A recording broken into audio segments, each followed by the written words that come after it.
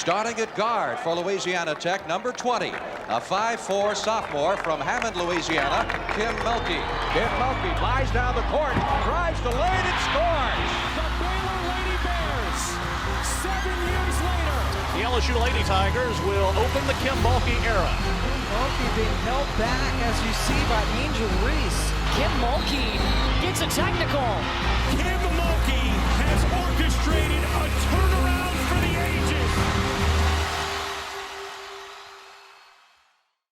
One of the most controversial and winningest coaches in NCAA women's basketball history, LSU head coach Kim Mulkey has been an inescapable presence during March Madness for over 3 decades. A flashy dresser with a flair for histrionics and a tendency to wander wildly outside of her coach's box, Mulkey has a big personality that has provoked both playful parody and garnered earnest criticism. And there is no March Madness without Kim Mulkey. There are only 2 active years since the NCAA women's basketball tournament's inception that she has not participated in as either a coach or a player. And it's not just participation. Mulkey is without a doubt one of the most successful figures in NCAA tournament history. She is the first and currently only person in NCAA tournament history to have won a championship as a player, an assistant coach, and as a head coach.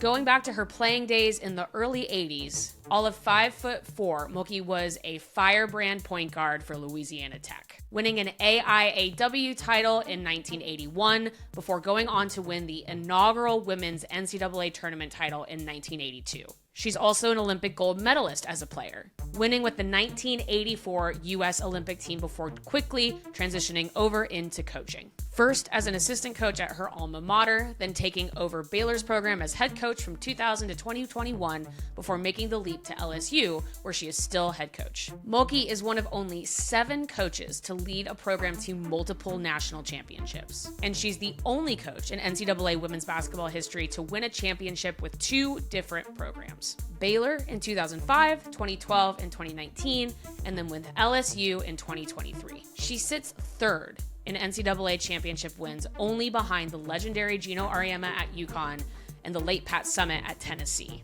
Her longevity has put her in incredibly rare company. Now, Mulkey's success alone would be a good enough reason for why she looms large over the NCAA postseason every single year. But her past controversies have also made her a lightning rod. Not always easy to root for, but always difficult to ignore. She's had fraught relationships with some former players, like when Baylor and WNBA star Brittany Griner told ESPN in 2013 that Mulkey encouraged her players to hide their sexual orientation. Griner believed that Mulkey would not have approved if she had come out as gay while playing at Baylor, and she also said that she was told to cover up tattoos. Adding to the tension, Mulkey later declined to publicly support her former player when Griner was unlawfully detained in Russia in 2022.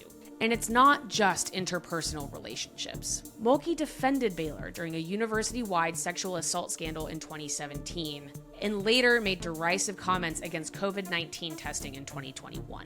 But Mulkey keeps coming back every year, to many as much a villain in the sport of women's basketball as one of its pioneers. So how does she pull off postseason magic as one of the most polarizing managers in the sport? And how has her approach to success on the court changed over the years as the sport changes? She's always had a talent for recruitment, immediately turning Baylor around upon joining as head coach in 2000, most notably bringing in a strong guard class that would lead the team to the program's first ever national championship in 2005. She's also known over the years for cultivating teams with tough defense, dominating in the paint while allowing her outside shooters to impact the offense going the other way. Her players always note that she coaches them tough, searching for a team identity with a commitment to disruption for an entire 40 minutes. Mulkey's teams have also historically been at their best when they have a dominant big on the court. The tragic irony about Mulkey's years-long issues with Griner is that when Griner was a student at Baylor, they were almost unstoppable. Mulkey needed the soon-to-be WNBA All-Star and multiple WNBA champion to pull off her magnum opus. With Griner on the court, the Baylor Lady Bears pulled off the program's only ever undefeated season from 2011 to 2012, capping off a wire-to-wire #1 campaign with a national championship, by far the best season in Mulkey's coaching career. That 2012 team will go down in Baylor and NCAA tournament history, but fast forward to 2019, and that Baylor team comes close as well. Led by recent WNBA champion Nalissa Smith and established pros like center Queen Egbo, the 2019 Lady Bears earned that tournament's #1 overall seed, adding another championship to Mulkey's resume. And those teams at Baylor always had room for 1 or 2 centerpiece stars, but they also weren't packed with future pros, with Mulkey also always doing pretty well in the transfer portal. And when Mulkey made the surprising leap from Baylor to LSU in 2021, she had to keep modernizing her approach, as the shifting rules around NIL and the transfer portal forever changed college sports. And Mulkey has dove headfirst into this new era wholeheartedly. LSU as a program has become a titan of NIL opportunities, remaining aggressive in the newly flexible transfer portal while giving players NIL opportunities and high-profile competition in front of the team's rabid fan base. And along the way, the storied head coach has seemed to embrace Baton Rouge's flair, lighting up the court by mirroring LSU's culture of vibrant colors and raucous crowds. But on the court, it's been a steeper learning curve, and consistent success in the postseason is going to take a little longer than a few years.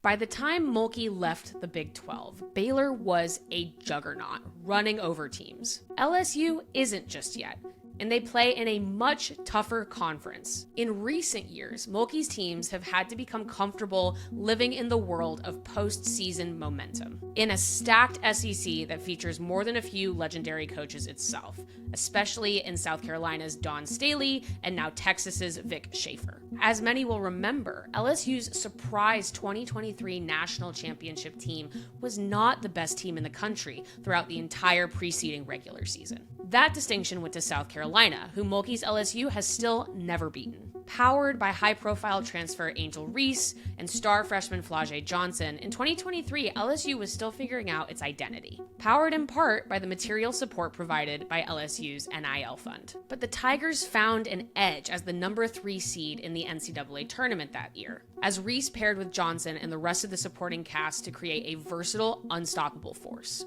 That team won a championship ahead of schedule in what is arguably the most impactful single NCAA women's basketball game of all time. The Tigers, all flash and grit and defense, took down superstar guard Caitlin Clark and the Iowa Hawkeyes, and the whole world was watching, launching Reese's career into supernova status and handing Mulkey a surprise title in just her second year at LSU. 2026 LSU still has title winners from that roster on their squad, but Mulkey's role has continued to shift. LSU does not lead the SEC conference protagonists. It's more like guiding a dark horse. Under Mulkey, LSU has beaten every SEC team at least once, except, of course, for Staley's South Carolina, whose program remains the gold standard in the most top-heavy conference in women's basketball. And LSU's high-profile transfer approach doesn't always work. Reese's senior season, for example, ended in the 2024 Elite Eight, with a team of future pros that nonetheless did not always play as a unit.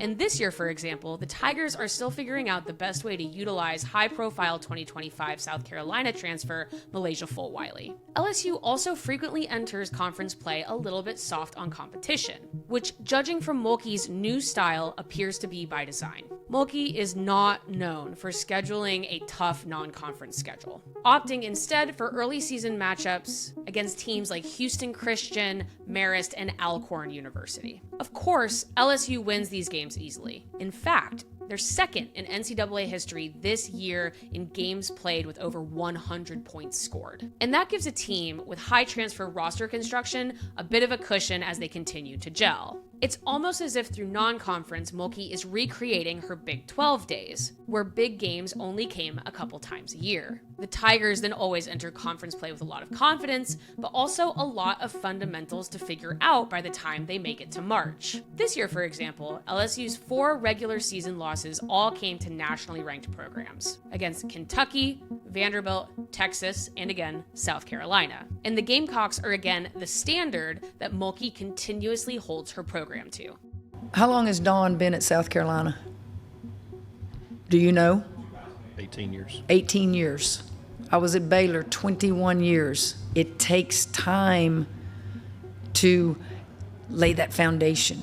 Man, has she laid it, and man, are they good. I've been at LSU 5 years. We've won a national championship, right? We've been in numerous Elite Eights. It takes time. And man, we are just clawing and trying our best, and I think we're doing pretty good. We're so close. We're so close. So LSU is still an unfinished product, but as Mulkey said, they're getting closer. And for better or worse, Mulkey remains an icon of March. This year's Tigers might be poised for a deep postseason run, or they may burn out early, with another title breakthrough likely relying on how the cards fall in knockout play for every team. We do know that Johnson is capping off her LSU career at the end of March, after which you can expect Mulkey to hit the transfer portal hard to put together the best squad available for next season. But the promise of the LSU Tigers under Kim Mulkey is that fans can always expect a show when they're on the court. And if there's anything we learn from history, you should never count out a Kim Mulkey squad once the madness begins in March. If you liked that video and want to see more, like and subscribe to Just Women's Sports on YouTube.